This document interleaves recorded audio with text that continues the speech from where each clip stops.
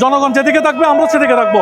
যুবদল, ছাত্রদল, স্বেচ্ছাসেবক দলের যে তারুণ্যের রাজনৈতিক অধিকার প্রতিষ্ঠার যে সমাবেশের আয়োজন করছেন দেশনায়ক তারেক রহমান, অসাধারণ অসাধারণ, এওসাম ফিলিং, এওসাম, আই মিন ফ্যান্টাস্টিক।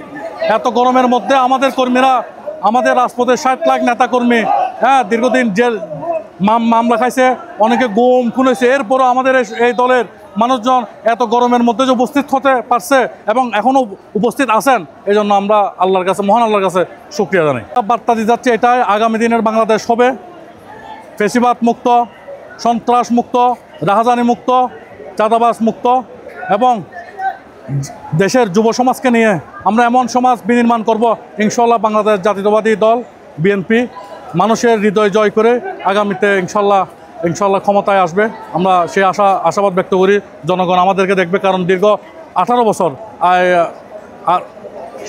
সেনা শাসন 2 বছর, ফ্যাসিস্ট আওয়ামী লীগ 16 বছর, টোটাল 18 বছর আমাদের নেতাকর্মীরা অনেক নির্যাতন নিপীড়ন সহ্য করেও রাজপথে টিকে আছে। ইনশাল্লাহ আমরা বাংলাদেশের জন্য সর্বোচ্চ জনগণের যেটা বলা হয় আমরা সে কাজটাই করব। জনগণ যেদিকে থাকবে আমরা সেদিকে থাকবো। জনগণ যেখানে আছে, জনগণের যেটা লাভ হয় আমরা সে কাজই করব, সমাজের জন্য, জাতির জন্য, দেশের জন্য।